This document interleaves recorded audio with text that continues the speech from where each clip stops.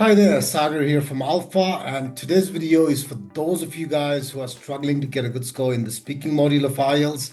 We are going to understand the four evaluation criteria used by the examiners to give you a score on your speaking module. Let's get started. Even though the speaking is divided in three different parts with Q&A sessions, a long run, and back to Q&A session, the score is being given to you based on four different parameters. The first one is fluency and coherence. Now, in this parameter, the examiner is going to check how much you hesitate when you speak. Do you take long, unnecessary pauses?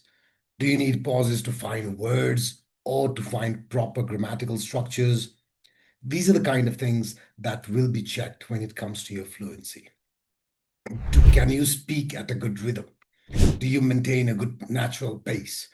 Or do you speak quickly when you know something and slow down when you don't know? All these things come under fluency. Remember, guys, it's not just about running and running. It's about doing it at a natural speed. The second thing, coherence, that I mentioned, is all about structuring your speech. Now, can you use connectives like on the other hand, in addition, or words that help your speech become structured? Now, that's another criteria that is merged together with fluency in your speaking module, and it's called fluency and coherence. Now, this, in short, is a test of your ability to speak continuously without unnecessary pauses and to produce structured speeches. Now, moving on, the second criteria that is used is your pronunciation. Now, many students wonder if accent is important in IELTS. It's not. I've scored 9 on numerous occasions in IELTS, and my accent is my accent. I don't sound like American or British or Australian.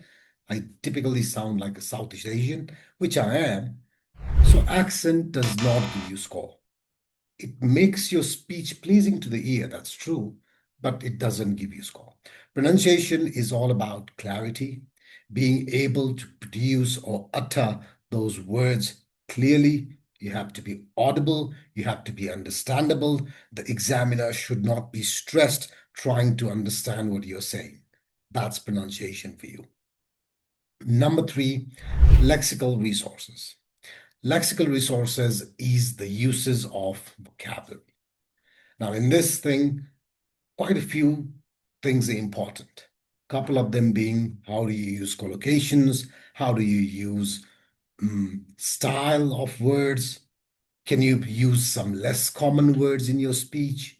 So these are the kind of things that will be used to evaluate your vocabulary.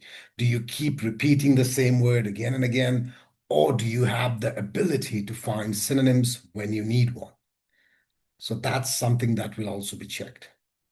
So when you're talking about traveling, if you keep saying travel, travel, travel all the time, it will not sound good. But if you're talking about traveling to high mountains, you could use words like expedition.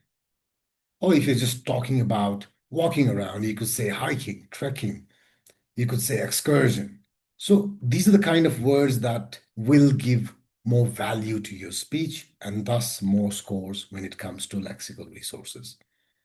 Last but not least is grammatical range and accuracy. As you can listen to what I just said, grammatical range and accuracy. So there are two things being checked when it comes to grammar.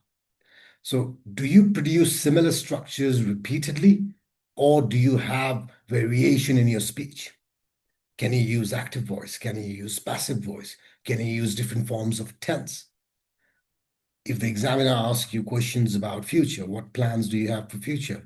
Can you produce proper sentences in future tense? All these things come under range. Accuracy, on the other hand, is going to check if your grammatical structures are correct or not. I am going to Australia tomorrow. If you start saying I is going to Australia tomorrow, then you're making a mistake, right?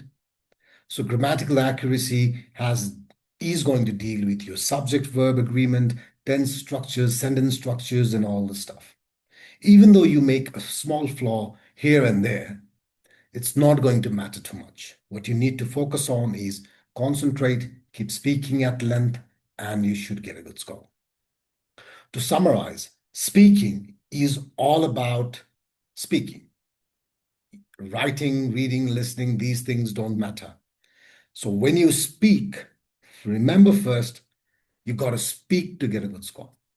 So speaking at length. This is the first and foremost important thing that you need to do to get a good score. Grammar, vocabulary, your pronunciation, everything will follow. Everything will come later.